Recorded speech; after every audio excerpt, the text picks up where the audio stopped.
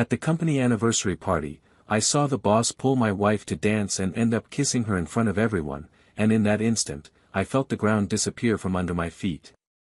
There was no argument, no scene, I just turned and walked away, certain that it was over. "You weren't supposed to see it like that," she said later, too late. And as simple as that sentence was, I had never heard anything so cruel from someone I'd believed loved me until then.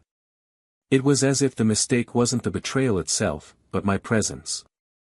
I shouldn't have been there, I shouldn't have seen it, I shouldn't have disrupted the moment. It shattered me. The betrayal wasn't just physical, it was emotional, it was moral, it was a silent mutilation of everything we'd built. The worst thing about being betrayed isn't the stolen kiss, it's the love returned in tatters. It's realizing that the gaze that sought you out in the crowd is now lost in the eyes of another, that the laughter you used to provoke is no longer yours, and that everything that seemed eternal can end in seconds of carelessness. I left without making a fuss, but inside me, everything screamed. Every step to the car was a battle not to turn around, not to beg, not to ask why. But the answer was there, written on her lips, in the embarrassed eyes that didn't meet my gaze, in the complicit silence she shared with him after the kiss. They knew. They knew they were wrong, but they chose to do it anyway. And me? I was just a spectator to a love dying in public. It took me weeks to remove the ring from my finger, but years to remove the pain from my chest. In her every gesture, I searched for traces of the woman who loved me, but all I saw was a shadow of someone I no longer recognized. She cried afterward. She tried to justify herself. She said it was a mistake, that she felt lonely, that I was distant. But love isn't negotiated in moments of need. Love is a daily choice, not a temporary distraction. She lost me there, in that dance, in that kiss, in that exposed abandonment. Time passed, and little by little I learned to live without her. It wasn't quick, nor was it easy. Sleeping alone, eating alone, remaining silent when before we'd talk until late. The house became a temple of heavy memories. But one day, unexpectedly, I found someone. Someone who didn't look away as they walked with me, someone who didn't mince words to let me know they were there, someone who didn't need to be tested to prove they were trustworthy. It was strange, at first, loving another person after having been broken into so many pieces. But true love, the kind that takes its time, that cares, that builds, has the power to glue together even what seemed irreparable. With her, I learned that respect isn't a gift, it's a foundation. That affection isn't begged for, it's offered. And that when someone truly loves, they never make you feel like an option. As I began again in silence, she faced the echo of her choices alone. Her boss, the same one who had shamelessly kissed her in front of everyone, was also the first to walk away when the party lights dimmed. He didn't want commitment, he didn't want questions, he didn't want her. It was clear that, for him, it was just a convenient fling. And for her, it was the beginning of a void that all the apologies in the world couldn't fill. She slowly discovered that the glow he displayed in public was nothing more than a reflection. And that, behind his self-confidence, there was a man who only knew how to win, but never knew how to stay. She realized she had traded a solid love for a liquid illusion. That she had traded presence for promises, and respect for adrenaline. She tried to move on. She tried to recover. She tried to find herself. But everything she touched seemed to crumble. Our mutual friends, once so present, slowly drifted away. People, even when they say nothing, have condemning looks. And it was in those looks that she understood that sometimes, consequences come not with shouts, but with silence. Time, which heals all, also takes its toll. And she began to feel this weight in the long early mornings, on lonely Sundays, on the dates that were once ours and now were hers alone. She sought me out later. Not to get back together, but to try to understand. "Why didn't you fight for me?" she asked. And I, with the peace that only time brings, replied, "Because those who love don't betray. Those who betray don't deserve to be fought for." It was on that day that I realized that forgiveness is freedom. Not for the other, but for myself. I forgave her not because she deserved it, but because I deserved peace. But what destroyed her most wasn't my absence, nor her lover's rejection. It was the day she decided to take the trip we'd planned together for years alone. It was a long-held dream, a coastal town with cobblestone streets, colorful houses, and a sunset that seemed hand-painted. We'd always talked about taking this trip for our wedding anniversary. She went. And when she got there, she saw everything we'd envisioned. She sat in the restaurant where we dreamed of dining, ordered the wine we'd chosen together years ago. And then she saw an elderly couple holding hands, toasting a life of complicity that time hadn't taken away. At that moment, the wine turned sour in her mouth. The food lost its taste. And she understood that this trip was, above all, a memorial to everything she'd lost. She cried alone at that dinner, her eyes watering and her chest tight, because she realized that what we had was real, strong, built on respect. And that she destroyed it all for a moment of vanity, for an unresolved need, for an irreversible impulse. In that moment, she didn't just miss me. She missed who she was when she was with me. Because I loved her in a way that made her love herself. And now, alone in that city of broken dreams, all that remained was the echo of a love she killed with her own hands. Meanwhile, I lived in peace. Not with the feeling of victory, but with the serenity of someone who knew how to start over. Of someone who learned that self-love is also made of limits. Of someone who understood that some losses aren't defeats, they're deliverances. And that, sometimes, the best way to love is knowing when to walk away. Time has taught me that you can't come back from certain mistakes. And it learned, too late, that no love survives when respect is left behind. But there was a day, a single day, when our paths crossed again. And something happened. Something neither of us expected. Something that would change, forever, the way we see everything we experience. And it is from there, that this story begins. Welcome to the channel. Here, we don't romanticize betrayal, we expose it. All the stories are fictional, but the feelings they provoke are real. Our purpose is clear, to show how betrayal destroys, corrodes, and leaves deep scars on the souls of those who truly love. Prepare to immerse yourself in an intense story, full of emotion, loss, and irreversible choices. Take a deep breath, what you're about to hear is simply, shocking. Lucas was never a man of grand speeches. His silence spoke volumes, and perhaps for that reason, few people truly knew him. He worked as a project coordinator at a mid-sized technology company, where his competence was noted more for its results than its charisma. He was practical, objective, discreet. But there was something in his gaze that caught one's attention, a kind of serene melancholy, as if he had already lived too much, as if he carried a baggage of emotions and memories that didn't fit into casual conversation. Lucas wasn't the kind of man who stood out in a crowd, but once noticed, it was impossible to forget him. He was the kind of person who did everything carefully, who listened attentively, who valued the small gestures. And that was precisely what enchanted Laura. Laura had a glow. Not the exaggerated glow of someone who wants to be the center of attention, but a light of her own that came from the way she walked, the way she touched things, as if everything around her deserved delicacy.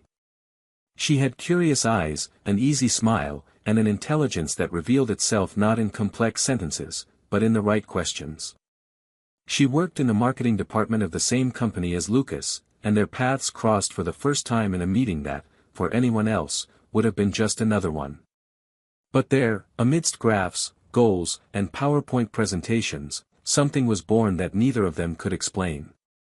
It wasn't love at first sight, but a kind of silent connection, a kind of kinship that seemed to have been rehearsed for years. It took months for their first dinner outside of work. There were quick coffees, hallway conversations, lingering glances during meetings. Then, one night, after a simple get-together, Lucas invited her to walk to the subway, even though his car was parked right next door. They spent 30 minutes walking the city streets, unhurried, without plans. And there, amid shy laughter and childhood stories, a feeling was born that they would only be able to name much later. When they started dating, it was as if everything took on a new meaning. Lucas, so reserved, began to open up, revealing layers few had seen. Laura, in turn, found in him the support she had always sought, a safe haven amid the chaos of everyday life. They built a routine that, to many, might seem simple, but to them, was full of meaning. They had a favorite coffee on Sundays, a movie they watched whenever the world seemed to fall apart, a unique way of hugging each other at the end of the day as if to say, "I'm here." Lucas loved watching Laura read, her eyes fixed on the pages, her breathing calmly, the way she frowned when she became too engrossed in the story. Laura, on the other hand, was enchanted by the way he tended the plants in the apartment, talking to them as if they were part of the family. They shared dreams, fears, playlists. They didn't need much to be happy, just being together was enough. Friends commented on how perfectly the two seemed suited, and even the most skeptical admitted there was something special there. It wasn't a theatrical relationship, full of exaggerated displays. It was something deep, rooted. The foundation was built every day with simple choices, making each other coffee before leaving for work, leaving a note with a bad joke on the bedside table, sending a text in the middle of the afternoon just to say, "I just thought of you." And although neither would say it outright, they both knew, they had found something rare. When they decided to move in together, it wasn't an impulsive decision. They talked, planned, weighed the pros and cons. But deep down, they knew it was the natural step. The apartment they chose was small, but full of windows. Laura loved the morning light that flooded the living room, and Lucas was enchanted by the sound of birds in the early hours of the day. They decorated everything together, carefully, blending styles, stories, and memories. It was their home. They had difficulties, of course.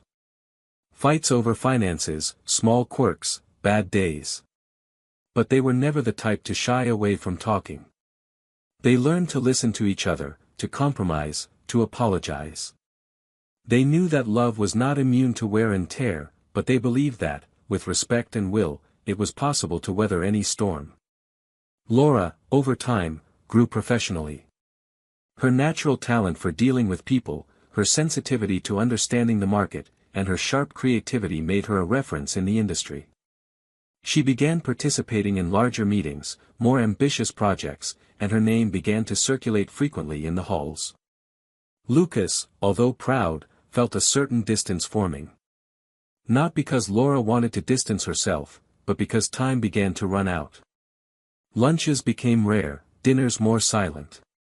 And although there was still affection, laughter, and intimacy, something felt off. He tried to understand, tried not to demand it. He knew she was at an important moment in her career. But deep inside, he felt a tightness that was difficult to explain. She, on the other hand, carried a mixture of exhaustion and pressure.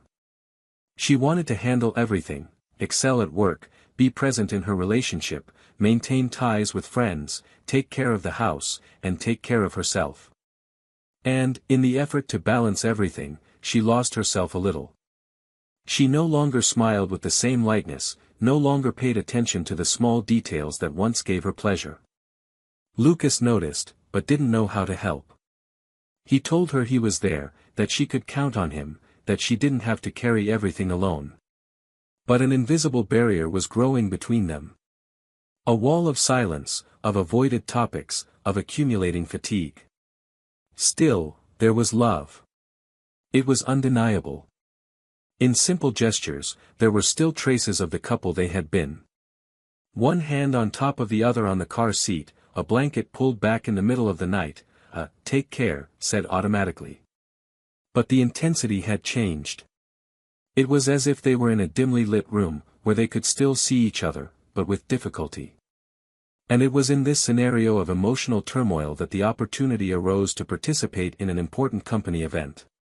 A party that would bring together the entire team, clients, and partners. A moment to celebrate the results achieved in the last quarter. Laura was excited. She needed this, needed to feel alive, recognized. Lucas, a little more introspective, didn't show the same enthusiasm, but he insisted on accompanying her. He knew he was important to her. He knew that, even from a distance, he was still the man by her side. They got ready together, just like old times. She spent hours choosing the right dress, experimenting with hairstyles. He watched her with that mixture of admiration and longing, as if he were seeing a version of herself that hadn't appeared in a long time. And for a moment, everything seemed back to normal. They laughed in the car, discussed the event's playlist, and joked about their coworkers. That night, the room was packed, the music loud, the lights dancing across the ceiling. Laura moved familiarly through the space, greeting people, exchanging smiles. Lucas remained nearby, observing, sipping slowly, trying to stay present even though he didn't quite feel part of that universe. Amidst toasts and speeches, glances and conversations, what no one knew was that that seemingly banal night would be the breaking point for everything they had built. Because sometimes, it's not a major tragedy that destroys a relationship. It's a gesture, a look, a moment that changes everything forever. And that night, something happened. Something no one expected. Something that would forever change the path of those two. But before the fall, there was silence. There were doubts. There was a story built with tenderness, with care, with true love. And that's precisely why everything hurt so much afterward. In the week leading up to the party, the atmosphere between them was strange, but still shrouded in a veneer of normalcy that prevented any fuss. Laura spent more time outside than inside, always busy, always connected to something or someone on her cell phone, laughing on calls Lucas didn't know about, talking about projects he no longer followed. When asked, she always responded kindly. There was no rudeness, just a distance rooted in prolonged silences and a lack of interest in sharing what was once common. Lucas felt like a visitor in her own home. He was still the man who made coffee in the morning, who left her coat ready on the armchair, who made the bed just the way she liked it, but the reciprocity seemed increasingly automatic, increasingly mechanical, as if loving had become a chore. She, in turn, hovered between anxiety and excitement. There was a gleam in her eyes that Lucas recognized from other times, but he could no longer pinpoint its source. He tried to convince himself it was work, that perhaps she was finally finding fulfillment where she'd always sought it, but a part of him knew there was something more.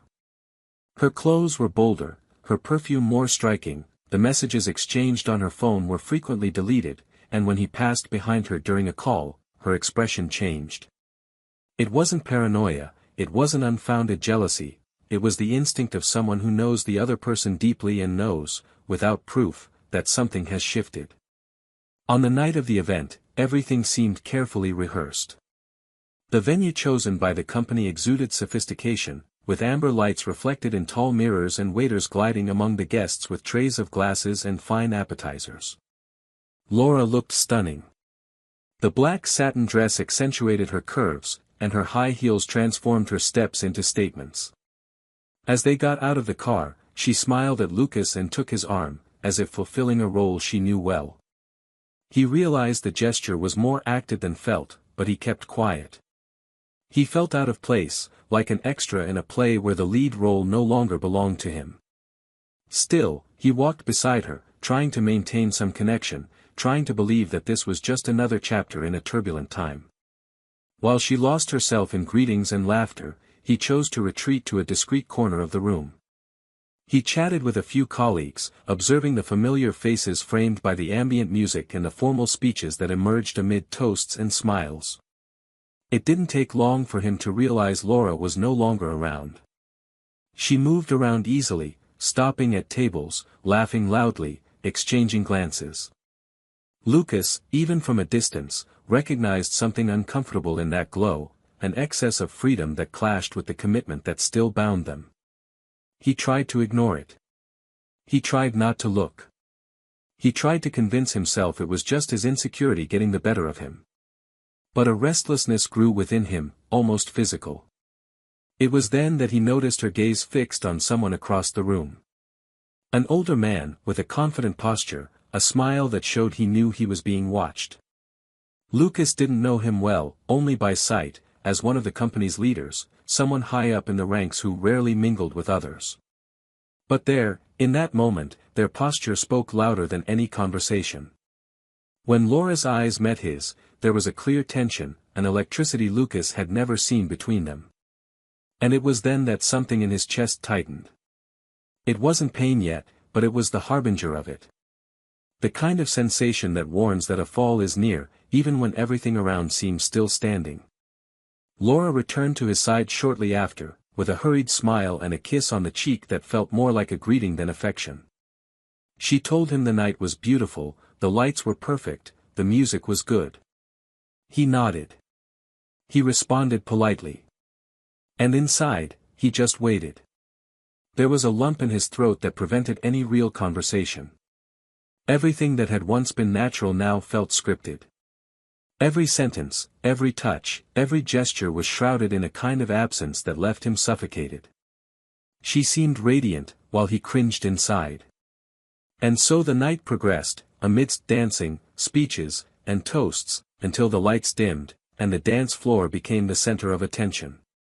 The music changed. An enveloping, romantic rhythm filled the room. Couples began to form, laughter and exchanged glances filling the room with an almost theatrical intimacy. Lucas watched from a distance, glass in hand, gaze fixed. That's when he saw the man approach Laura. There was no hesitation. He extended his hand. She accepted it without looking back. She stood and walked to the center of the dance floor, as if it were the most natural of acts. The two began to dance. And there, in that space illuminated only by the soft overhead lights, everything revealed itself without words. The glances were too long, the smiles too intimate. There was no longer room for doubt. Lucas felt the air thin. The world around him slowed down. That woman he knew in every detail now surrendered herself to another with a lightness he didn't recognize. The movements flowed as if rehearsed. She smiled, he whispered something in her ear, and she laughed, throwing her head back. It was a kind of exposed, raw intimacy, and for a second, Lucas wondered if he was the only one seeing it with the clarity of someone witnessing the end of a cycle. He couldn't move. He was trapped in that moment, watching, feeling every part of himself slowly shatter. Until, at the end of the song, came what no previous gesture had been able to confirm so brutally. He cupped her face with both hands and kissed her, right there, in front of everyone. A lingering kiss, unhurried, unashamed. And she didn't flinch. She responded as if there were nothing to lose, as if he, the man still wearing her wedding ring on his finger, didn't exist just a few feet away. Lucas felt the ground slip away from beneath his feet. The entire room seemed to collapse into silence. The voices around him became noise. He didn't scream, didn't cry, didn't make a scene. He simply placed his glass on the nearest table and walked toward the exit. Each step was an effort not to collapse right there. The night, which began with a promise of reunion, ended with a certainty, it was all over. Outside, the wind seemed to mock his attempt to appear resolute. The city lights no longer glowed. Cars passed by, indifferent to his pain. And he, standing on the sidewalk, understood that there are betrayals that don't need words. Some pains speak for themselves, with gestures, looks, silences. And this, definitely, was one of them. Hours later, at home, with the apartment plunged into darkness, Lucas heard the door open. Laura entered slowly, as if trying not to be noticed. When she turned on the light, she found him sitting in the armchair, motionless. She hesitated, put her bag on the table, tried to smile. But there was something in his gaze that made her silence. She knew. She knew he had seen it. She didn't try to deny it. She simply murmured, her voice almost cracking, "You weren't supposed to see it like that." And in that moment, more than anger, more than sadness, what he felt was a complete emptiness. A loss that can't be shouted, but that corrodes from the inside out. Laura walked to the bedroom in silence. Lucas remained in the living room for hours, motionless, staring at a fixed point on the floor. He knew nothing would ever be the same again. He knew that night marked the end of a story. But what he didn't yet know, was that there was something more. Something she hadn't said. A detail that would make everything even more cruel. A closely guarded secret, about to be revealed. And when it came to light, what was already pain would become irreversible. The next morning, the apartment still carried the silence of the previous dawn, as if the air had grown denser, heavier. Laura had slept in the bedroom, and Lucas didn't have the strength to go in. He spent the entire night in the living room, sitting motionless, trying to reorganize the thoughts that came and went like fierce waves. The image of her on the dance floor was an open wound that stung with each attempt at comprehension. He didn't cry. He was beyond that. The pain no longer found an outlet through his eyes, only accumulated in his chest, suffocating in silence. The sound of the shower turning on in the morning shook him from his torpor. She was getting ready to leave, as if it were just another day. That hurt him again. The ease with which she moved, as if she hadn't crossed a line of no return. Lucas got up slowly, walked into the kitchen, and made coffee. Hearing her footsteps in the hallway, the hairdryer running, the closet door closing, it all felt surreal. They were under the same roof, but in opposite worlds. She appeared shortly after, dressed in a light blazer and with her hair still damp. Seeing him, she hesitated for a moment, then approached. Her gaze was tense, but there was a certain control, as if she wanted to steer the conversation without losing hers. He said nothing. He simply pushed a mug of coffee toward her and waited. She sat at the table, stared at the cup, as if the gesture meant something, but she didn't know how to interpret it. Finally, she took a deep breath and broke the silence. She said she wanted to talk, that things had gotten mixed up, that nothing had been planned, that she didn't want to hurt him, but that everything had gotten out of control. The words came in fits and starts, between pauses, as if she were still choosing what to reveal. Lucas remained silent. He watched her every gesture, every movement of her fingers, her uneven breathing, her trembling voice trying to find a firm hold. He then asked, in a deep voice, what it all meant. If it was over. If she wanted to leave. Laura took a while to answer. She said she didn't know. That she felt lost. That she hadn't expected things to escalate to that extent. That the kiss hadn't been planned. That it all started with conversations, professional admiration, an exchange of confidences. That she felt seen. Valued. That there was need, but also guilt. That she was torn. Lucas listened to everything without interrupting. Not because he was willing to understand, but because he needed to hear from her that everything he felt was right. It was only after minutes that she began to cry. Not a dramatic cry, but a restrained sob, like someone ashamed of their own pain. She said she'd made a mistake. That she knew she'd made a mistake. That perhaps she'd lost something she'd never find again. Lucas watched her, but he felt no pity. He felt grief. It was like burying a story he'd cared for with his own hands. When she apologized, he merely nodded. But there was more. Something in her posture betrayed that wasn't all. He noticed. He then asked if there was something she wasn't saying. The question hung in the air like a threat. Laura stood still, her face wet with tears, her eyes fixed on the mug. The silence stretched so long he thought she wouldn't answer.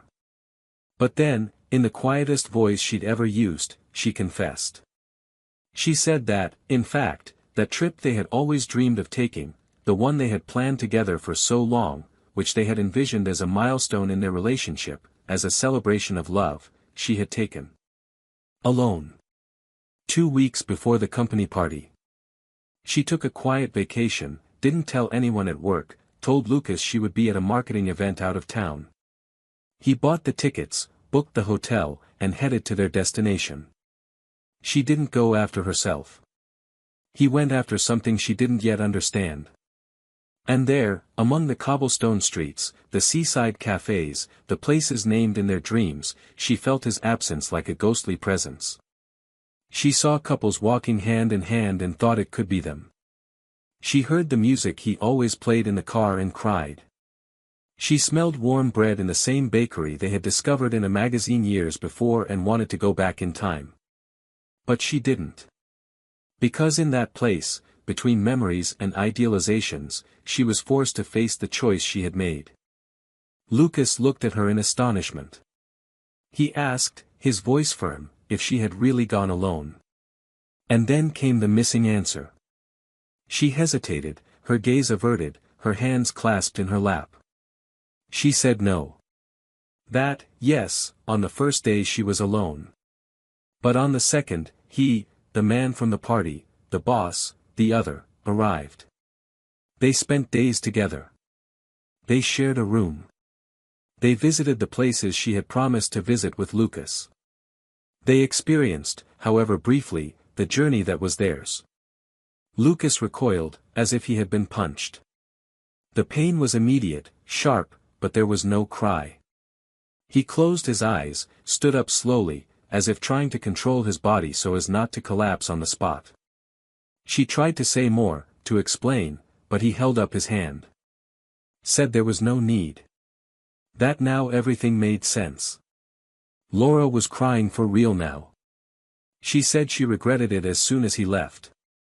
That, seeing him at the party, standing at the door with that expression of someone who just lost everything, she felt the impact of her mistake. But he didn't have the courage to tell her then. Or in the days that followed. Because she knew he wouldn't forgive her. She knew that secret was the last straw on something that was already dying. Lucas asked her why, of all people, of all moments, she chose that trip. Why she'd turned something so symbolic into an act of betrayal. She couldn't answer. He said maybe it was an attempt to erase what she felt. To try to kill the old feeling with a new one. To see if something would rise from the ashes. But all that was born was guilt. Silence fell over the room again. Lucas walked to the window, looked out at the city, the cars, the life happening outside. And then, with a hoarse voice, he said he now understood that the betrayal wasn't just a kiss, a touch, a body. It was a choice. A conscious deviation from everything they'd built. He said she could have walked away, could have asked for time, could have been honest. But she chose to lie. She chose to live a parallel life based on dreams that were both theirs. He said that, because of this, there was no room for return. That forgiveness might come one day, but the love she had killed alone, with every gesture, every omission. Laura tried to get closer, but he backed away. He said he needed to be alone. That he needed to think. That he didn't know where he would sleep that night, but he knew it wasn't home anymore. He grabbed his car keys and wallet and left. She stood in the middle of the living room, surrounded by furniture, mementos, and framed photographs. Everything so beautiful. Everything so dead. What was supposed to be a new beginning on that trip had become an end. And now, all that remained was absence. But what Lucas didn't yet know, was that fate had something unexpected in store for him. Something born of pain, loss, and the courage to start over. Something that would transform everything. Even the things he thought were impossible. Lucas spent days away. Not out of pride, not out of emotional strategy, but out of survival instinct. He needed to breathe fresh air, hear other voices around him, look away from the walls that had watched from a front row seat to the ruin of his love. He left the apartment in a hurry, but took almost nothing, just his wallet, his cell phone, his car keys, and a coat. He slept on the couch at a friend's house who didn't ask questions and, therefore, offered the only shelter he needed, silence. He didn't respond to Laura's messages or answer her calls. All her attempts to contact him turned into unanswered calls and texts deleted before they could even be read. He didn't want to hear any more. He already knew everything he needed. Her confession had been clear, devastating, definitive. The kind of truth that leaves no room for explanations or second thoughts. Yet something inside him still simmered, not longing, not doubt, but unease. A nagging feeling that there was more. As if even after so much pain, there remained a hidden layer of everything that had happened. Something she had omitted. One last detail capable of tearing apart what remained. For days later, he returned to the apartment. He found the space as he had left it, tidy, but lifeless. The rooms no longer carried the scent of home, and the photos on the walls seemed to mock his naivete. Laura was sitting on the living room sofa, wearing sweatpants, her eyes sunken, her expression vacant. She looked like she hadn't slept. Or maybe she hadn't even slept since the last time he had walked out that door. Seeing him, she stood up abruptly, as if his presence were her last chance to regain what she had lost. But he remained standing in the doorway, without taking a step forward. His gaze was steady, his face expressionless. She tried to speak, but he held up his hand. He said he didn't want to hear any more excuses, that he already knew everything, that he had already accepted. He said he was only there to get his things, nothing more. The impact of those words was visible on her face, but what he didn't expect was her reaction. Laura didn't burst into tears, didn't beg, didn't try to convince him with empty promises. She simply said that if he was truly ready to go, then he deserved to know everything. Not as a plea for forgiveness, but as a reckoning. The silence that followed was the heaviest of all. Laura walked to the bookshelf, picked up an envelope, and handed it to Lucas. He hesitated for a second before opening it. Inside was a photo. A single photo. And when he saw it, the world seemed to spin upside down. It was a common yet devastating image. The restaurant they had chosen for their wedding anniversary, the same table on the balcony, their favorite bottle of wine in the background. Sitting there, laughing, holding hands, were Laura and the man she had cheated on him with. It was the trip. Their trip. But in that frozen-in-time snapshot, what hurt wasn't just the fact that she had taken another man. It was the scene itself, meticulously crafted as if it were a reenactment of what should have been lived with him. It was as if she had erased his face from memory and replaced it with another, without even hesitating. Lucas, still in shock, asked why she kept that photo. Laura lowered her eyes and answered hoarsely, almost breaking. She said she had kept it because that was when everything inside her fell apart. That image, taken by a waiter at the man's request, was the trigger for her regret. That the moment she looked at the photo for the first time, she felt the blow of reality. That she saw the absurdity of everything she had done. That nothing there was hers. That everything at that table, in that setting, in that rehearsed gesture, belonged to Lucas. And that trying to live that moment with another was like betraying her twice, first him, then herself. Lucas was breathing heavily, but still maintained his composure. He asked why she hadn't told him before, why she'd hidden that detail. Laura closed her eyes for a moment, holding back tears, and said she hadn't told him because she felt ashamed. Because she knew there was no way to pretend it was just a mistake. That by reliving their trip with another man, she had crossed the last line of respect. And worst of all, even after everything, it still took her a while to understand the depth of the hole she'd dug. She said she tried to convince herself she was seeking freedom, but only found emptiness.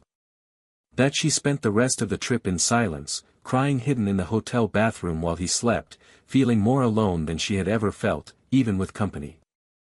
Lucas remained silent for long minutes, his eyes fixed on that photo. The image seemed to burn in his hands. He remembered the conversation they'd had when they'd chosen that restaurant, the day they'd researched reviews together, the way he'd smiled when she'd shown him the menu on her phone and said, "This will be our special dinner." It was theirs. A piece of history she'd desecrated. And, more than that, one she tried to replace. He then asked, dryly, if she'd loved that man. Laura replied no.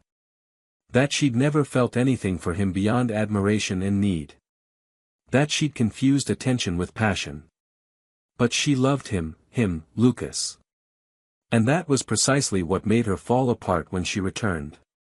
He dropped the photo on the couch as if it were something toxic. He ran his hands over his face, paced back and forth. And then he asked her what motivated her to go on that trip. What made her, precisely at that moment, decide to transform something so symbolic into an act of destruction? Laura hesitated, looked at the floor, and confessed something Lucas didn't yet know. He said that, days before the trip, she had found an old video of the two of them on his phone. A video of them laughing, lying in bed, talking about the future. It showed him saying, "When we go on our trip, I want to see you wearing that blue dress you wore on our first date." And she, laughing, replied, "You only say that because that dress is tight around my waist and you like to see me complaining all the time." They laughed together. It was a simple but vivid memory. And she, seeing it, felt a pain she couldn't bear. She said that, in a cowardly and impulsive act, she wanted to erase that memory. She wanted to rewrite history. As if, by living that dream with someone else, she could numb the guilt of not having been able to preserve it with someone who truly deserved it. Lucas listened without interrupting, but each word fell like a blade. Because what hurt now was no longer the betrayal, nor the kiss at the party, nor the desecrated trip. It was knowing she loved him.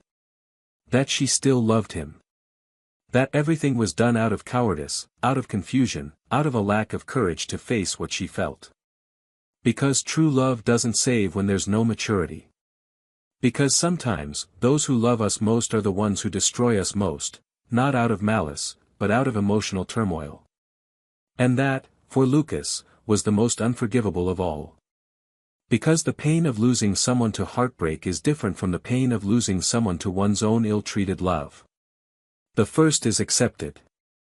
The second is carried. He looked at her one last time. He said he didn't feel hate, but he also didn't feel love anymore. That there was a kind of death that happens before physical death. And that in that relationship, the burial had already taken place.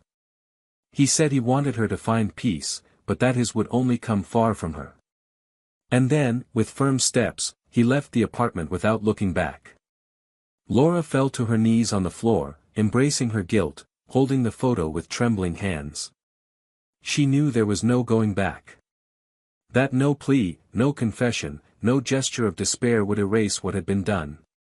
And that the only thing left for her now was to live with the echo of a story she herself chose to destroy. Lucas never returned. He didn't text, he didn't call, he didn't leave a note.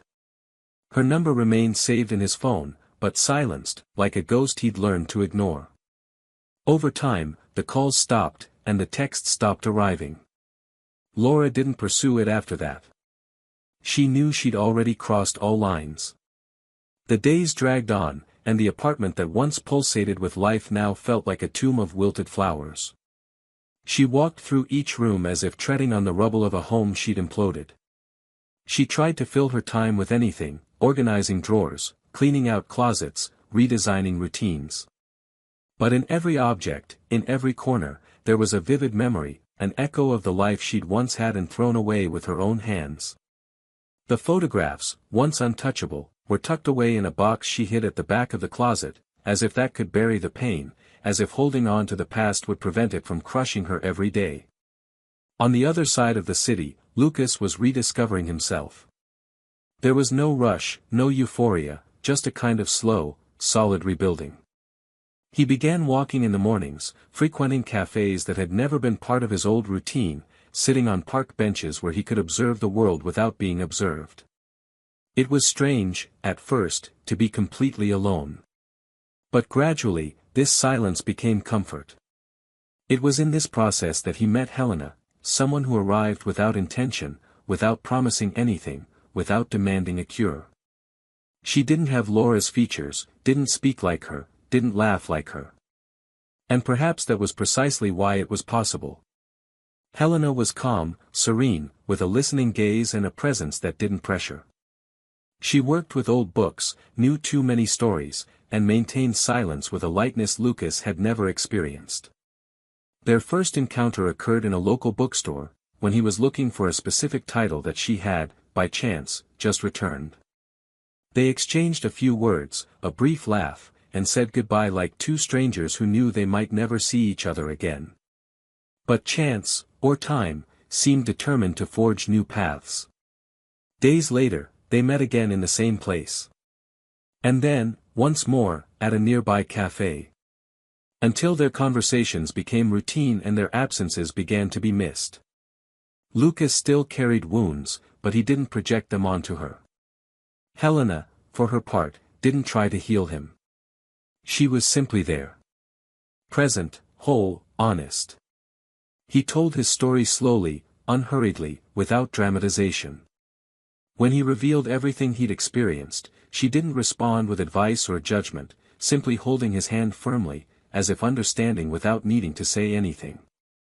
It was then that Lucas understood the difference between loving intensely and loving maturely. The love he'd experienced before consumed him, leaving him alert and anxious. What was emerging now was calm, secure, and untroubled. Laura learned about Helena by chance, through a mutual colleague who mentioned seeing Lucas with her at a bookstore. At first, she didn't react. But the information was planted in her mind like a poisonous seed. Not out of jealousy. It was something else. It was the realization that he had moved on. That, despite all the damage, he had found another path. While she, there, stagnant, relived the same cycle of regret every day. She began to dream about him. Confusing dreams, where he said he never loved her, or where she begged for forgiveness, or where they simply sat in silence, in places that didn't exist.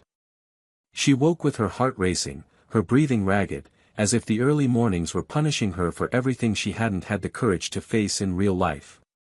One afternoon, months later, Laura decided to visit the restaurant from her trip.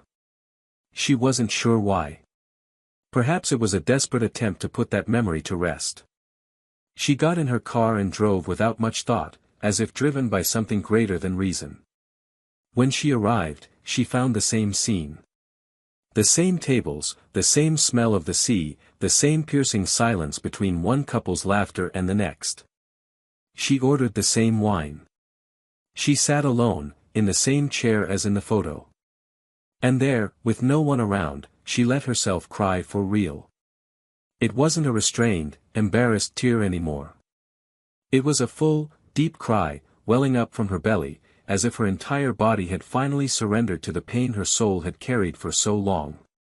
There was no audience, no interruptions. Just her and her regret, looking into each other's eyes for the first time. That same night, Lucas was leaving the cinema with Helena. They had gone to see a French drama she had insisted on seeing. During the film, she held his hand almost the entire time, and he realized he no longer felt the weight of old memories. He no longer compared, no longer expected specific reactions. He simply lived. And that, after all, was a victory. On the way back, she mentioned a bookstore that would be opening an exhibition of rare editions that weekend. He agreed to accompany her. He smiled lightly, like he hadn't in a long time. And, without realizing it, he began to tell her about a new project he was thinking about developing. Helena listened attentively, asking questions, encouraging. This wasn't just a new relationship. It was a genuine new beginning. A cycle that opened without having to erase what came before, but also without carrying what no longer made sense. Months turned into a year. And over time, Lucas formalized his separation from Laura definitively.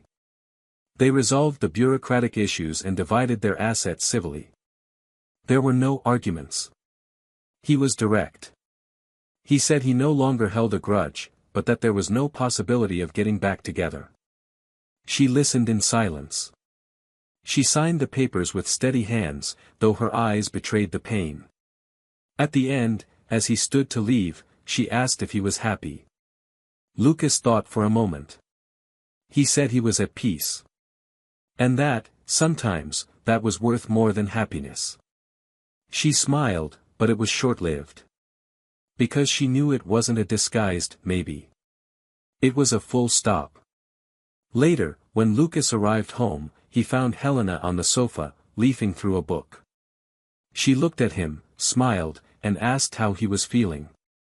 He sat beside her, rested his head on her shoulder, and said that for the first time in a long time, he felt everything was in place. That there were no more loose ends. That, even without understanding all the whys and wherefores of life, he was where he was supposed to be. Helena didn't respond. She just hugged him. And in that embrace, there was everything: respect, complicity, renewal. Laura, on the other side, was walking through a park. It was autumn, and the leaves fell like memories. She sat on a bench and watched couples passing by, mothers with children, young people with headphones on. She took out her phone, opened the gallery, and found an old photo from the trip. The same one she had shown Lucas. For the first time, she didn't cry. She just stared at the image, like someone finally accepting the consequences of their own choices. She put the phone in her pocket, closed her eyes, and lay there, listening to the wind. She knew true love had passed her by. And that she had let it go. Not for lack of love, but for not knowing how to protect it. For not knowing how to care for it. For not understanding, at the right time, that some things cannot be repeated. Lucas now knew. He knew the value of silence, of respect, of partnership. He knew how hard it was to rebuild oneself after being shattered from within. And so, Helena's every gesture was received with reverence. Not because she healed his pain. But because she arrived when he had already learned to heal himself. Their love wasn't a patch. It was a seed. It grew from the fertile soil that pain had once tilled. And so, between new beginnings and absences, between honest endings and necessary silences, each carried on. One with the weight of memory, the other with the lightness of rebirth. Because some mistakes cost more than one imagines. And there are loves that, once lost, are never repeated. The definitive end between Lucas and Laura didn't happen with screams, nor with tears as doors slammed or accusations spat between clenched teeth. Their end was a tepid whisper, a succession of empty stares where hope once resided. They crossed paths for the last time in a neutral office, signed papers, exchanged formalities. And, although everything occurred within a civilized ritual, there was a latent wound between them that no agreement or division of assets could staunch. Laura left the room without looking back, while Lucas remained for a few more minutes staring at the already stamped sheet of paper, his signature beneath a line that put a period to what had once been the central plot of his life. He felt no relief, no heaviness, only a piercing lucidity, like someone finally understanding that love is not enough when there is no reciprocity in the care. Life was now being rebuilt at a different pace. Lucas had moved, opting for a smaller, more intimate apartment where he could begin without the ghosts of a closed story. Helena began to frequent the new space frequently, though they still maintained separate homes. There was a subtle dance of respect for time between them, a care not to disrupt the natural process that both seemed to understand without needing to discuss it. She knew about his past, not with the discomfort of someone competing with memories, but with the maturity of someone who understands that every new love needs enough space to breathe, and that includes allowing the old one to be buried with dignity. Lucas, for his part, never compared. The story with Laura had been intense, but now it was a closed book on his life's shelf, a work he might never reread, but which, in some way, helped shape who he was. Still, there were traces. Some nights were filled with involuntary thoughts, images that emerged from nowhere, like surviving memories of a shipwreck. A gesture he saw on the street, a scent wafting through the air, a word spoken out of context, any detail could evoke the bittersweet sensation of everything he'd experienced. But there was no desire to return, nor any active resentment. It was simply the mark of something profound. Helena knew how to recognize these moments in his eyes. When she saw him distant, she didn't demand anything. She simply remained, silent, present, whole. And deep down, Lucas felt that this solid, respectful presence was precisely what he'd never experienced before. With her, there were no doubts, no games, no fears. Only the certainty that true love isn't revealed in euphoria, but in constancy. Meanwhile, Laura faced her new reality. She tried hard to return to her professional routine, investing in projects, participating in events, striving to demonstrate control and balance. On the outside, she managed to maintain an image of self-sufficiency. Inside, she was merely a ruin sustained by the force of habit. Loneliness, now, wasn't a lack of companionship, but an absence of meaning. No conversation, no new interaction could fill the exact space Lucas occupied. Not because he was perfect, but because she knew, with painful clarity, that no one would love her that way anymore.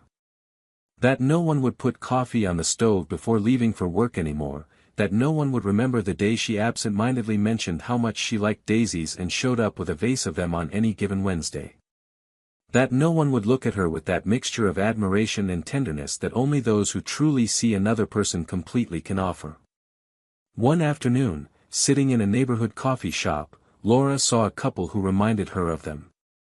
It was an almost cruel sight, the synchronized gestures, the suppressed laughter between sips of coffee, the knowing looks.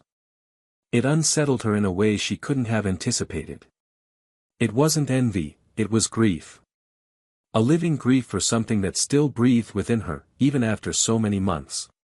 She still hadn't forgiven herself. And perhaps she never would. Because the pain of regret doesn't come from the loss itself, but from the awareness that something that could have been preserved was lost. Betrayal, in her case, wasn't the result of a lack of love, but of an emotional immaturity that made her confuse presence with routine, affection with predictability, and freedom with recklessness. And now, all that remained was absence, not just of him, but of herself. She was no longer the woman she once was. There was no longer any shine in the mirror, no lightness in her laughter. Just the reflection of someone who discovered in the worst possible way the value of what he destroyed. Lucas, on the other hand, was taking firm steps. He started working at a new company, more aligned with his principles. He got involved in side projects and rediscovered old hobbies he'd forgotten about. On weekends, he and Helena explored hidden corners of the city, participated in street fairs, and watched plays and movies that sparked long conversations into the wee hours. Hers wasn't a love that erased his former love, but a love that illuminated new places within him, spaces he hadn't even known existed. And, over time, the wound turned into a scar. It still hurt when touched, but it no longer bled. The dilemma, however, would present itself unexpectedly. One day, Lucas received a call from Laura's mother. She was a kind woman who had always treated him with affection even after their separation. The call was brief, but long enough to leave him silent for minutes after hanging up. Laura had asked to see him. She didn't want to return. She didn't want reconciliation. She just wanted to talk. One last meeting. A soul-searching session. Helena, upon finding out, didn't react with jealousy. She simply said he should go if he felt the need. Lucas hesitated. The idea of reliving ghosts made him tense. But there was a hint of humanity in accepting. And deep down, a part of him wanted to end this once and for all, not with a signed document, but with dignity. The meeting was scheduled for a late afternoon, on a park bench. Laura was different. Thinner, more serious, with the tired eyes of someone who no longer fought against time. When she saw him, she smiled toothlessly, a shy smile, full of fear. Lucas sat beside her and waited. She didn't cry, didn't tremble, didn't play the victim. He simply said she needed to thank him. Because even with everything that had happened, he was the best she had. She said she recognized every gesture of love, every moment he tried to save them even when she was already on the other side of the bridge. She apologized, not for her actions, which had already been discussed, but for not being worthy of what he offered. She said she spent months trying to find herself, but that she understood that some versions of herself she would never recover. Lucas listened calmly. He said he forgave. Not for her. But for him. Because living with hurt is carrying another's poison in your blood. And that forgiveness wasn't a rapprochement, it was a release. They said goodbye without promises, without holding hands, without lingering glances. Each went their own way, as if that spot in the square were the final intersection of two destinies that no longer belonged together. Lucas returned home with a light heart. When Helena opened the door, he hugged her as if returning not from a journey, but from a journey. She didn't ask anything. He didn't explain.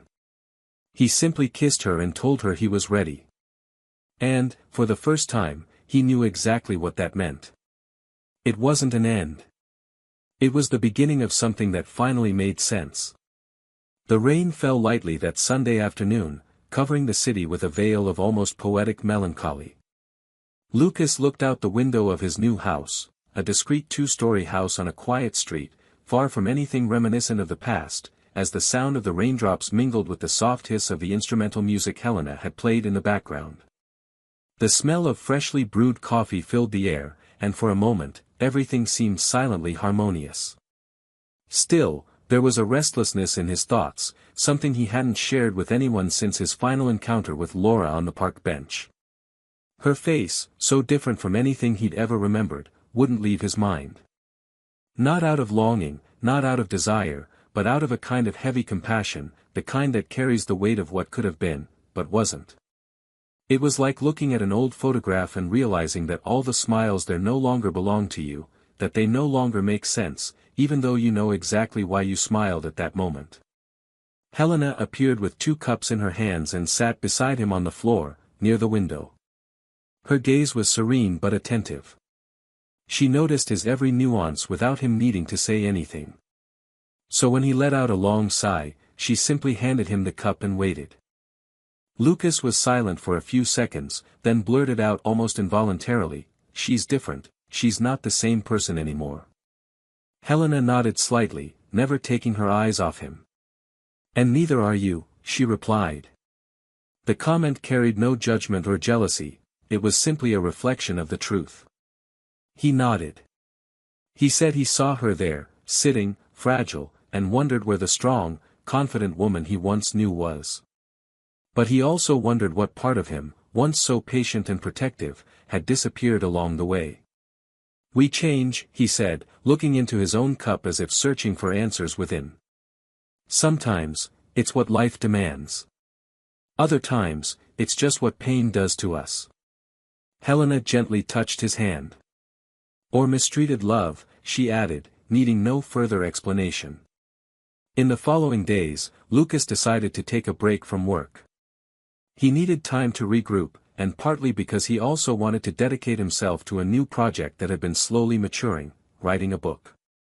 Helena encouraged him with restrained enthusiasm, respecting his time but making it clear how much she admired his courage in transforming his scar into a narrative. It wouldn't be an autobiography, but the story of someone who had also loved, been betrayed, and rebuilt himself. The difference, however, was that the main character wouldn't seek justice or revenge. Only truth. Because that was what Lucas finally understood, the truth doesn't completely heal, but it allows pain to find a place to exist without consuming everything around it. It was during this writing process that he unexpectedly reconnected with himself. Reliving certain moments, even through fiction, was painful but also liberating. There were passages where words failed him, others where he wrote compulsively, as if exorcising everything that hadn't been said at the right time. Helena read each chapter with almost ritualistic attention. Sometimes she would stop, look up from the paper, and say, "This hurts." He would smile. It was supposed to hurt. And then she would retort, "But it also heals." And it was true. Each written sentence didn't erase the past, but rather gave him back control over his own story.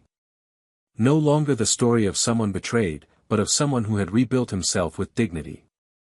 Laura, on the other hand, remained trapped within the invisible walls she had built.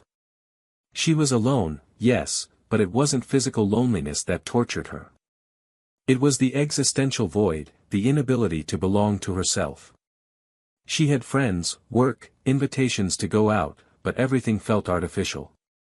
Every forced smile was followed by a deafening silence when I got home. The old box of photos and notes remained hidden in the back of the closet, and she sometimes allowed herself to open it just to confirm that all of it had truly existed, that it wasn't a figment of her needy mind. One of those nights, she found a note Lucas had left inside one of the books she'd read when they still lived together. The paper was yellowed, but the handwriting remained intact. It said, "Loving you is like waking up in the right place every day, even when the world seems wrong."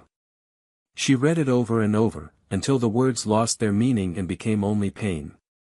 A silent, contained pain that no longer needed tears, because she'd already used them all up. The dilemma, for Laura, became a moral one. Not just about what she did to Lucas, but about what she did to herself. For a long time, she tried to convince herself that the betrayal was a slip-up, an isolated error.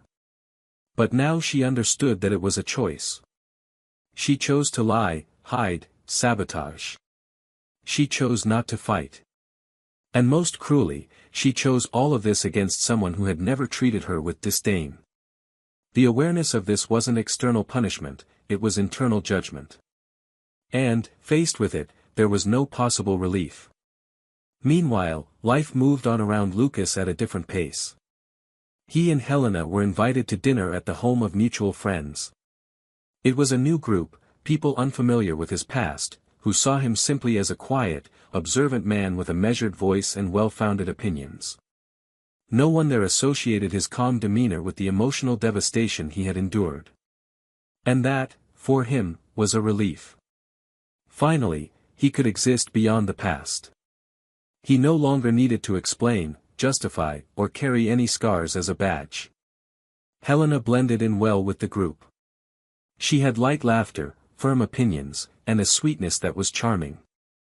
On the way back, Lucas looked at her and said bluntly, "You brought back parts of me that I thought were lost forever."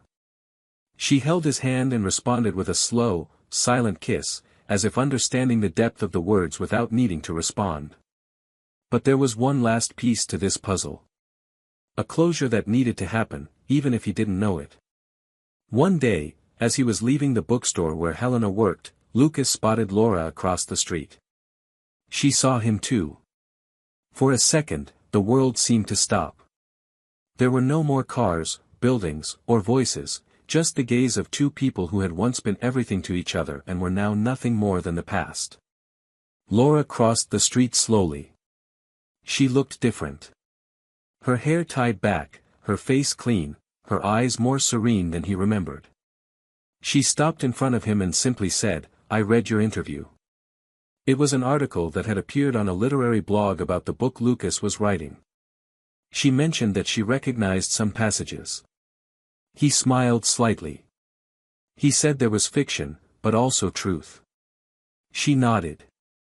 "It hurt to read," she confessed. Lucas looked her in the eyes. "It hurts to live, too," he replied. The conversation was short. She asked for nothing. He offered nothing. And perhaps it was precisely this lack of expectations that made their encounter a worthy conclusion. A closure without any open scars. Before they parted, Laura said, "I'm glad you found someone who knew how to love you like I didn't." And she meant it. For the first time, there was complete truth in her eyes. Lucas thanked her with a lingering look, and then continued on his way, with the peace of someone who finally understands that there is pain that time doesn't erase, but transforms into fertile soil for new paths. And that day, when he returned home, he found Helena waiting for him with a cup of tea on the porch, a blanket draped over her shoulders, and a peaceful smile. He sat beside her, looked up at the cloudy sky, and said, "I closed a door today, for good." She simply leaned closer, rested her head on his shoulder, and said, "That's why the windows are all open now." And they were. Every single one of them. Prepared for what was to come next. Time passed. Not much, but enough for the sharpest pains to give way to a stillness difficult to explain. The kind of silence that no longer hurts, but also brings no relief. It's just the emptiness that remains after the storm, when the damage is still there, visible, but the will to repair it is gone. Lucas continued building his life with firm, discreet steps. The book was published to good reception. It wasn't a resounding success, but it reached the right people, those who, like him, had already felt the ground disappear beneath their feet.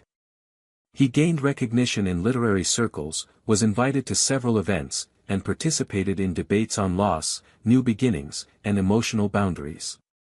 He spoke little about what he experienced, but those who listened to him perceived that behind every sentence lay a scar, a pain digested, transformed into words. With Helena, he found balance. Their relationship matured with a moving naturalness. They didn't promise each other eternity, only presence, and that was what sustained everything. With her, he learned to take a deep breath before reacting, to talk before concluding, to trust before suspecting. Not out of naivete, but out of acquired wisdom.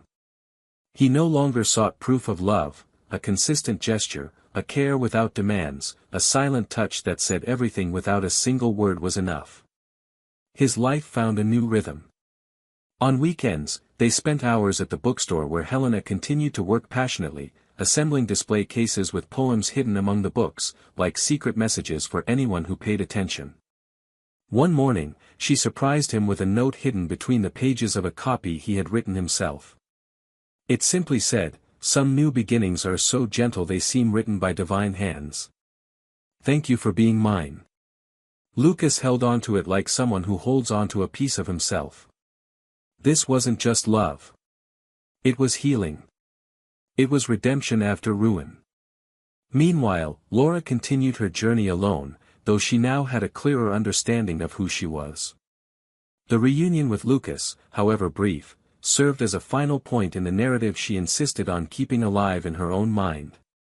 He no longer harbored hope, but neither did he harbor self-pity. He began therapy, something he had always avoided for fear of what he would find within himself. And it was there, between silent sessions and painful confrontations, that he began to understand the extent of the hole he had dug with his own hands. He admitted his mistakes, but more than that, he began to recognize the mechanisms that led him to commit them. He began to write too.